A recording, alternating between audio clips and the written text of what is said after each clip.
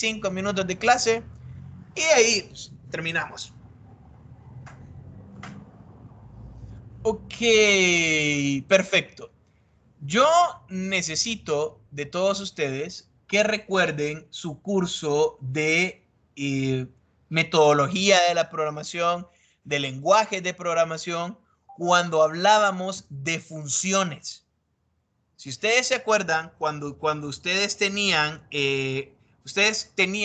bueno, lo voy a intentar hacer en pseudocódigo, su estructura de programa en programación estructurada, entonces ponían un void, sumar y decían que esto era int, que era el prototipo de la función, de ahí tenían void main y luego acá teníamos un return 0 y luego ustedes acá, espérense, vamos para aquí. Y aquí decían ustedes sumar y le pasaban dos valores. Y luego dentro de la función void sumar. Estoy utilizando C++. Si tienen problemas con C++, no se preocupen. Int y. Y aquí lo único que hago es vamos a poner cout y vamos a decir aquí 5, perdón, x más y. Y ahí está la suma. Y esto es lo que hago. Entonces, yo tenía un prototipo de función y una definición. Y cuando yo corría el programa, en determinado punto, ¿sí? En determinado punto de la ejecución del programa, yo lo que hacía es que llamaba a la función. Esto es un llamado a función.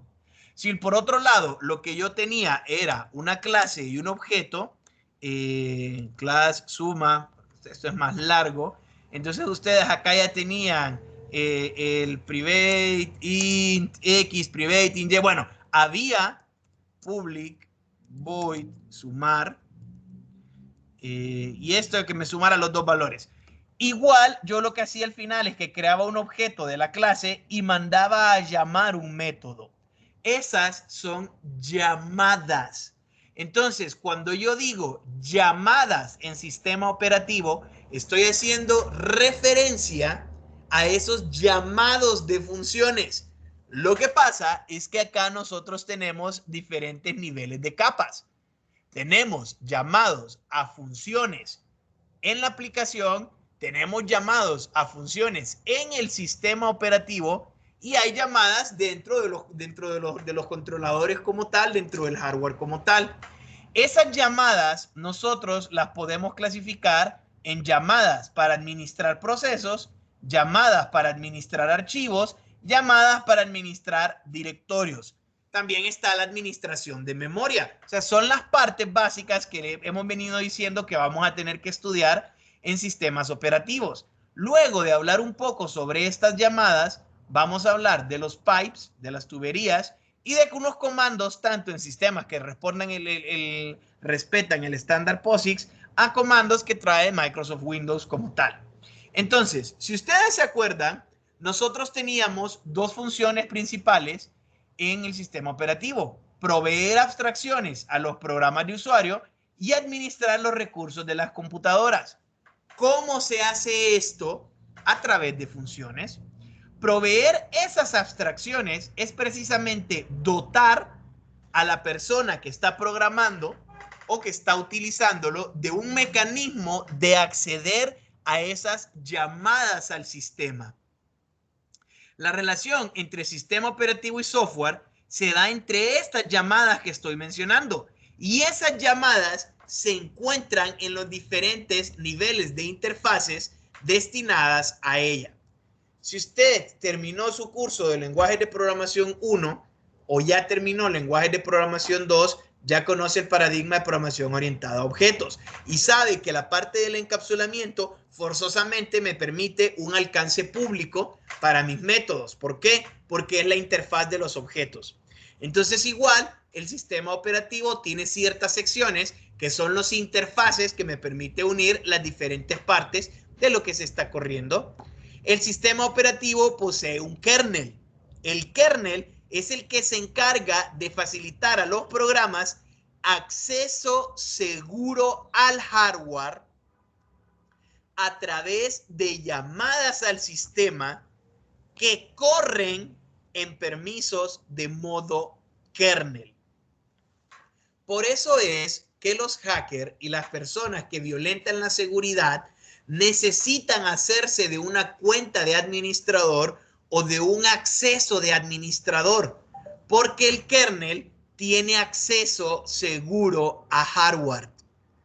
Mientras yo tenga acceso al hardware, yo puedo hacer lo que quiera. Sacar información, meter información, borrar información, cambiar los parámetros de los archivos, que es consecuencia lógica. Eso me va a dar cambiar la configuración y la ejecución de lo que está en producción.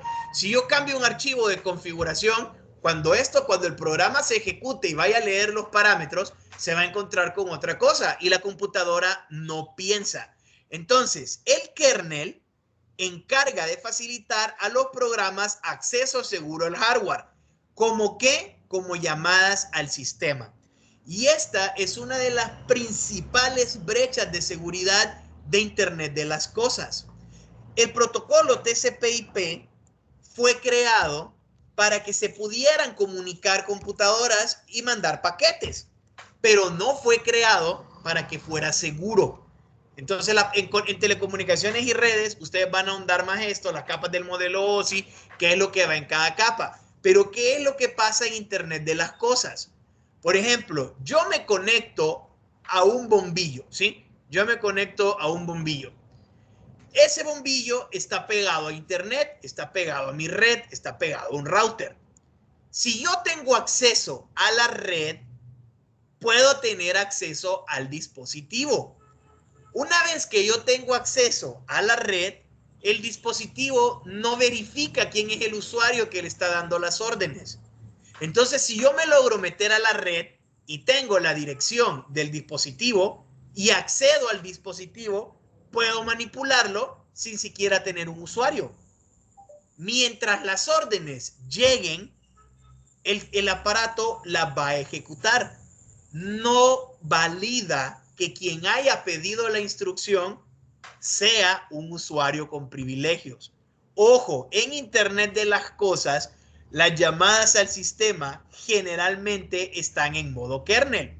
Y eso es un tema que ha venido a llamar la atención los últimos 3, 4 años. Entonces ya están colocando un poquito más de restricciones. Ahora están diciendo vamos a crear un hogar y vamos a tener un grupo. Pero si usted es miembro del hogar, usted puede tocar los dispositivos. Entonces, hacerse con el grupo igual siempre deja un poco las vulnerabilidades. Se va mejorando, pero ahí vamos trabajando.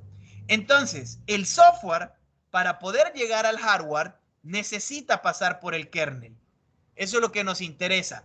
El software, este software, para poder tener acceso al hardware, necesita pasar por el kernel.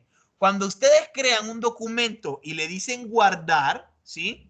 Cuando ustedes vienen y le dicen guardar, ustedes tienen acceso a la unidad de almacenamiento. Pero ¿quién es el que da ese acceso? El kernel. Si no es en modo kernel, no puedo tener acceso a ese almacenamiento. Una computadora con un CPU puede ejecutar una instrucción a la vez. Vamos, ya sabemos que ahora tenemos varios núcleos, pero para facilitarnos el estudio, vamos a seguir diciendo que solo tenemos un núcleo. Si un proceso está ejecutando un programa de usuario en modo usuario y necesita un servicio del sistema, como recuperar o guardar los datos de un archivo en una porción de disco, tiene que ejecutar una instrucción de trap. No estoy hablando de ese conjunto no armónico de sonidos.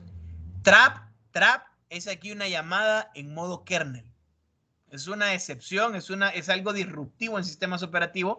Un trap se traduce en una llamada a kernel, ¿ok? Bueno, entonces tengo que ejecutar una instrucción de trap para transferir el control al sistema operativo, porque no es el programa de usuario. Es el sistema operativo el que interactúa con el hardware a través del modo kernel. El sistema operativo averigua, ojo, la computadora no piensa, el sistema operativo averigua qué es lo que quiere el proceso y para saber qué es lo que quiere, inspecciona los parámetros. Recuerden, programación, la sobrecarga de operadores y recordemos el polimorfismo. Yo puedo tener una función con diferentes parámetros y dependiendo de los parámetros, el compilador, el que esté ejecutando, va a decidir cuál de las funciones ejecutar y se llaman igual. Lleva a cabo la llamada al sistema y devuelve el control a la instrucción que va después de esa llamada. En cierto modo, una llamada al sistema es similar a una llamada a un procedimiento. Lo que les dije al inicio. Una llamada al sistema no es más que mandar a llamar una función. Solo que las llamadas al sistema entran en modo kernel y el resto de llamadas no. Por ejemplo, esto que estoy haciendo, poner un highlight, ¿sí? Eso que estoy haciendo de poner un highlight no necesita de ninguna manera entrar al modo kernel. Pero si yo quisiera salvar esta página, o quisiera tener acceso a un recurso como la impresora, yo necesito hacer una llamada al sistema para poder tener acceso a ese hardware. Entonces los programas tienen llamadas dentro de sí mismos y también hay llamadas para con el sistema operativo.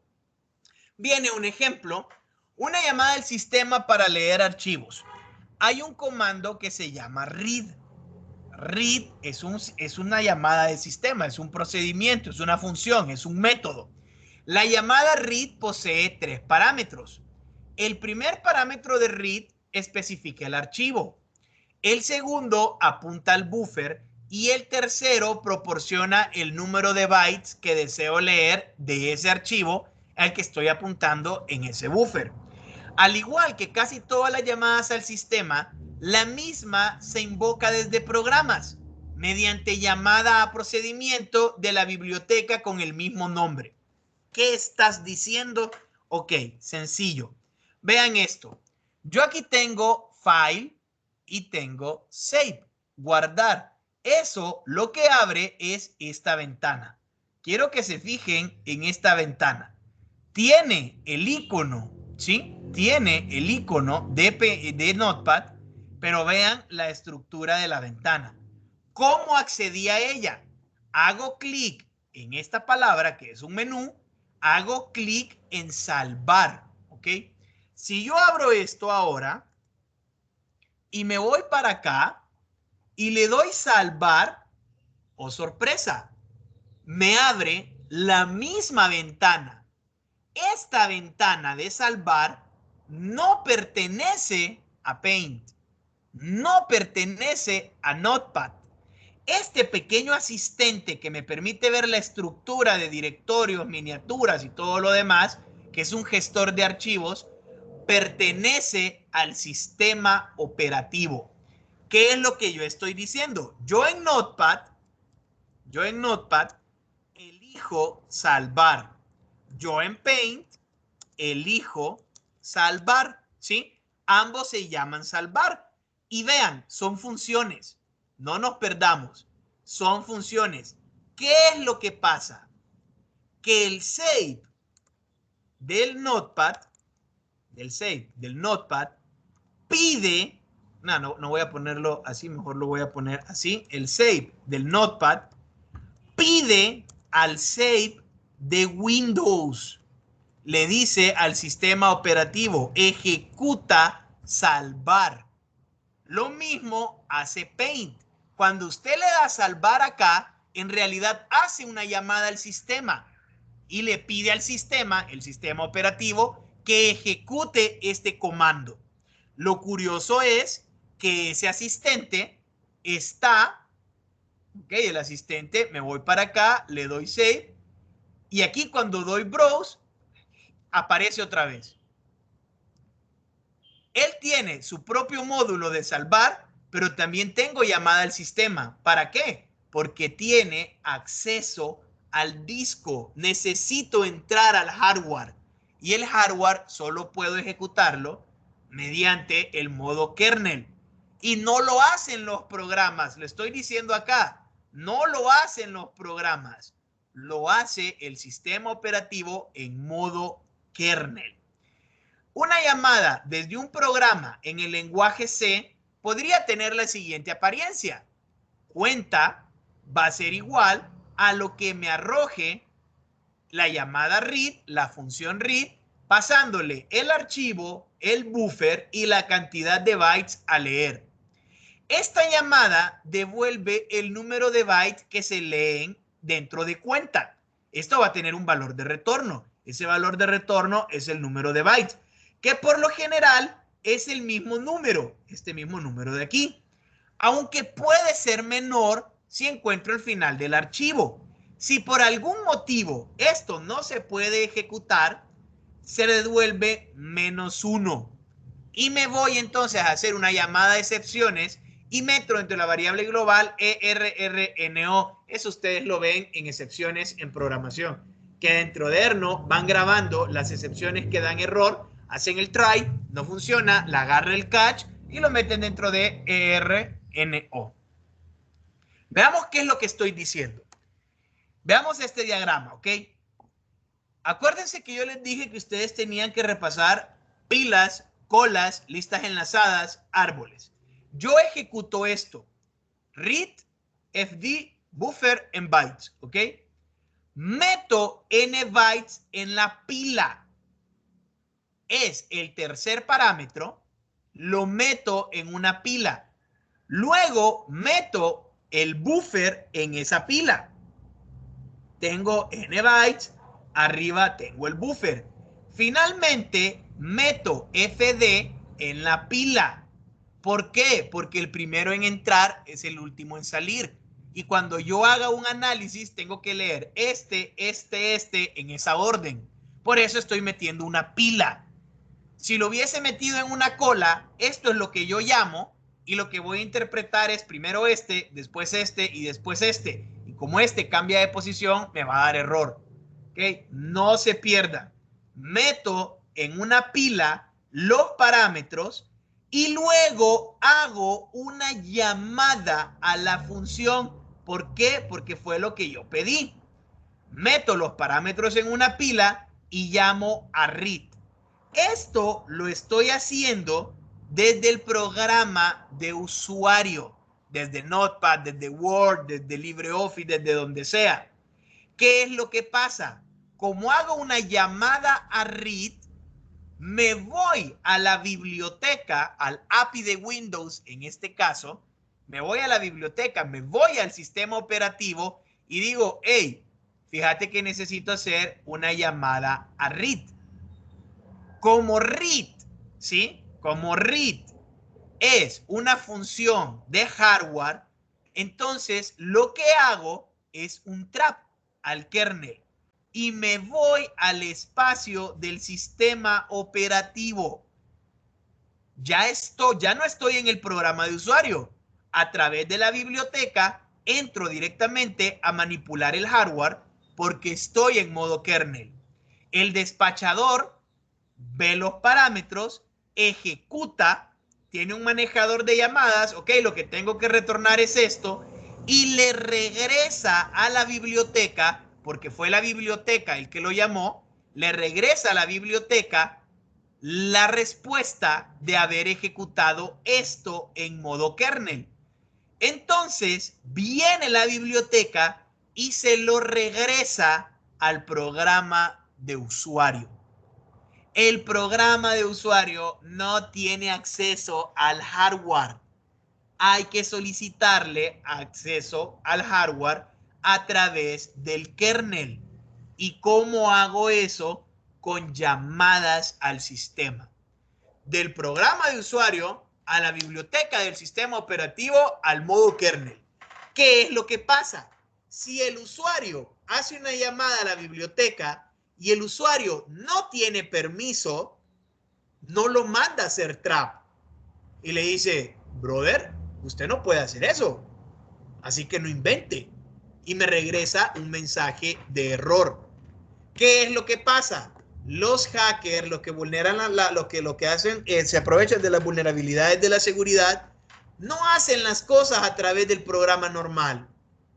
Ellos entran por la puerta trasera. Ellos van a hablar con sus propias herramientas, con este señor de aquí, para entrar acá. Entonces, las llamadas al sistema tienen que estar bien pensadas, bien estructuradas. Eso vamos a ver que tuvo una incidencia muy fuerte en los tipos o cómo se construyen los sistemas operativos.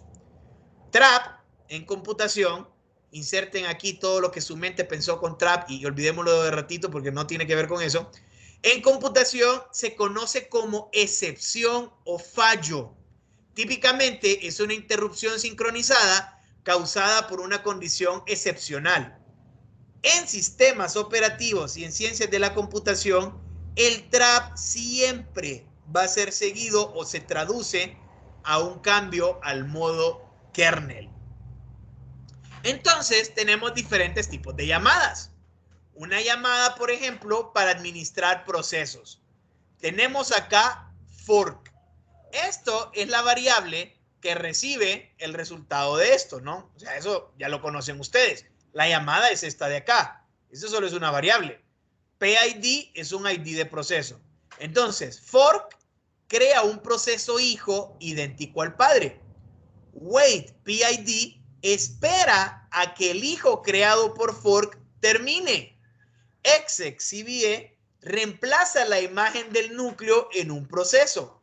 Y exit termina la ejecución y devuelve el estado. O sea, si ustedes abren el CMD, aquí por ejemplo, y ustedes hacen esto, en primer lugar, ven para acá. Cuando yo escribí tree, estoy mandando a llamar una función, ¿sí? Esa función está ejecutándose.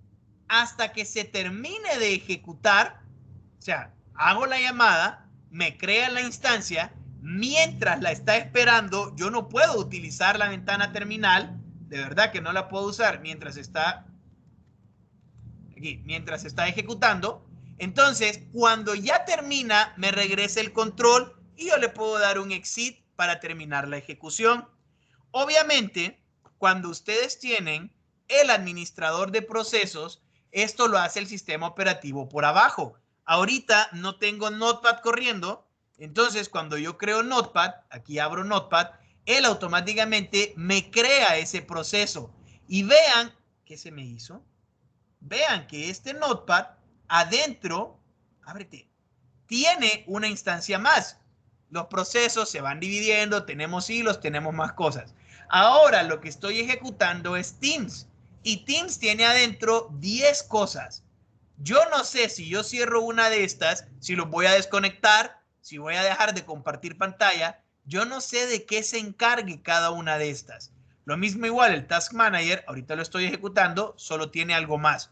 Pero cuando yo le di la orden de crear, se creó. Y aquí está esperando a que termine su ejecución.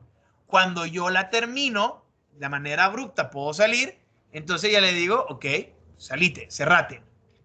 Ok, ese es el ejemplo con los procesos. Y esto en POSIX, en Windows es diferente. Veamos acá. Definimos true con el valor de 1, ¿ok? Como es una constante, está en mayúscula, le estamos dando el valor de 1. Mientras true siempre lo va a hacer, o sea, a menos que algo pase, esto se está ejecutando. Vean, aquí está. Esto se está ejecutando. Yo no lo toco, mientras se esté ejecutando, ahí está, ¿no? No está pasando nada. No se va a cerrar mientras yo no le diga que se cierre. Mientras sea cierto, siga. Y por eso le dice, se repite de forma indefinida.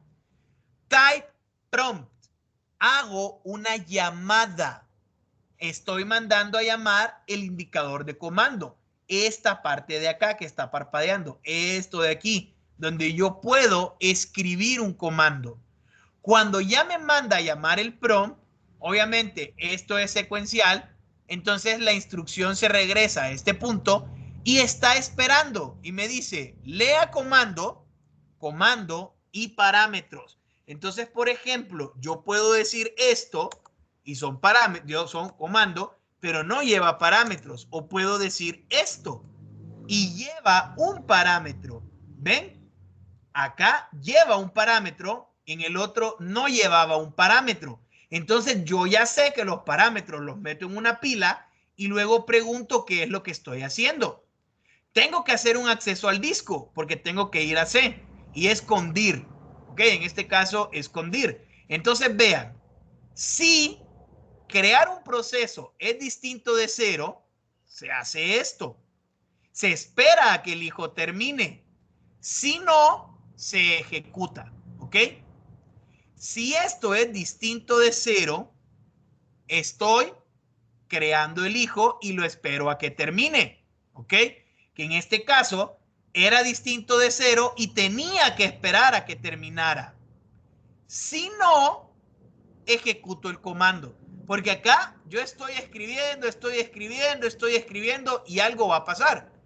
Cuando esto ya no tenga, cuando el hijo ya no tenga, pues vean que el comando que leí lo ejecuto. ¿Por qué? Porque ustedes pueden escribir y dar enter y pueden concatenar y pueden hacer un montón de cosas. Pero al final eso es lo que me está diciendo. Y obviamente antes de ejecutar el hijo, primero ejecuto el padre. Porque desde el padre se crea al hijo. Y una entra y sale a la otra. Y cualquiera me va a decir, pero es que este if o hace esta o hace la otra. Pero vean que este while siempre se va a hacer. Y mientras yo no le diga lo contrario, no ejecuta el comando. Primero lo cree, luego lo seteo en cero para que me haga ese hijo. Porque acá estoy haciendo esa parte. Les digo, repasen un poco o si están llevando ustedes metodología hasta ahorita, puede que esto se complique un poco. Si ya pasaron metodología, no deberían tener ningún problema. Para administrar archivos es exactamente igual. Miren, las llamadas funcionan igual para todos los casos. Lo que cambia es el contexto en el que va a funcionar la llamada. O es para administrar memoria, o es para administrar archivos, o es para administrar directorios, o es para administrar procesos. Pero las llamadas son llamadas. Aquí FD es un descriptor de archivo, N es una cuenta de bytes, y hay un S, creo, S, no, y posición, esta variable posición, es un desplazamiento dentro del archivo. Entonces, FD es igual open archivo como. Abre un archivo y le digo cómo lo voy a abrir. Cierro un archivo abierto, leo de ese archivo, apuntando el buffer en el que está la cantidad de bytes que yo quería. Y vean, para poder leerlo, primero lo tuve que abrir, ¿no? Puedo escribir en ese archivo esta secuencia de bytes y ahí está el buffer aplicando qué es lo que voy a escribir. Puedo hacer una búsqueda o puedo desplazarme dentro de este archivo para ahí mostrar el cursor. O sea, básicamente son ejemplos de llamadas que existen, pero que nosotros, a menos que estemos programando un API o estemos programando algo, no las vamos a ver. Para leer o escribir en un archivo, primero tenemos que asegurarnos que el archivo exista y se abre mediante la llamada del sistema open. A esa llamada se le manda por parámetro el nombre del archivo, ya sea el nombre absoluto desde la raíz c2.pleca carpeta, pleca carpeta, pleca carpeta, pleca carpeta, o relativo, este es mi directorio actual de trabajo y dentro de este directorio búscate este archivo. Y un código para saber si se abre read only en modo lectura, write only solo en escritura o lectura y escritura a la vez. Como es necesario que el archivo exista, se crea a través de create. Y es más, se puede aprovechar el descriptor del archivo que devuelve el llamado para leer y escribir y hacerlo todo de un solo. Al terminar, el archivo se cierra con la llamada close. Pero obviamente le tengo que decir qué archivo estoy cerrando. Y es cuando ya hay recolección de basura y el objeto ya se elimina y me lo libera de memoria. Recordemos que read y write trabajan con una posición. El comando lseek permite cambiar esa posición. lseek posee tres parámetros: el descriptor del archivo, que es el nombre, la posición donde se va a realizar la lectura o escritura, y esa posición es o desde la última vez que se abrió, o es relativa al inicio del documento, o es relativa a la posición actual o es relativo al final. Entonces, ahí depende ese LSIG cómo lo estoy contando. Porque puedo contarlo a partir del final y hacer un append, puedo contarlo a partir del inicio y desplazarme hasta llegar a ese desplazamiento, o si el archivo ya está abierto y en algún lugar está marcado el indicador, pues muévete a partir de ahí. El valor devuelto por LSIG es la posición absoluta en el archivo después de modificar el apuntador, absoluta desde el inicio. O sea, desde el inicio estás en la página 315, párrafo tal. En sistemas que dependen del estándar o que salen del estándar POSIX, los archivos cuentan con una llamada stat. El archivo está cerrado o fstat si el archivo está abierto, el cual, recibiendo el archivo y un apuntador, una estructura de salida, facilita la metadata del mismo. Vamos a ver, vamos a abrir PowerShell. Vamos a abrir PowerShell. cd, cd, Yo sé que no me están viendo, no se preocupen. Vaya, yo tengo acá, aquí, mi PowerShell, tengo en raíz y veo que hay un archivo que se llama datos y un archivo que se llama pollo. Yo le puedo dar stat pollo.scb. Stat, the term stat is not recognized. Ah, no me lo puede correr. Y fstat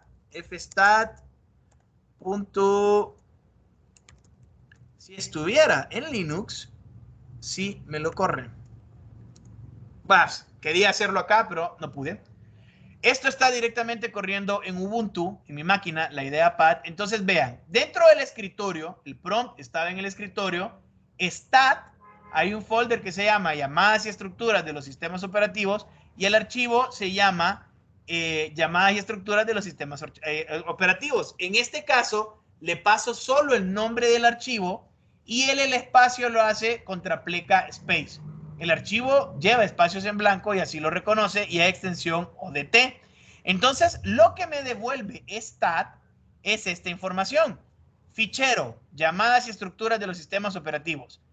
Tamaño, cantidad de bloques, bloques de entrada y salida, el tipo de fichero, dispositivo, el nodo, enlaces, el acceso, vean, lectura, escritura, user ID, group ID, fecha de acceso, fecha de modificación, cambio y la creación no tiene ese dato. Stat me da la información de un fichero. ¿Por qué menciono esto? Porque yo tengo varias llamadas al sistema que no las voy a poder ver porque la estoy ejecutando desde mis aplicaciones. Pero también tengo llamadas al sistema que yo puedo ejecutar en el shell, en la terminal. Y eso me sirve para trabajar de manera remota. En vez de cargar una interfaz gráfica, me conecto en una línea de comandos y empiezo a llamar esos comandos y a ejecutar.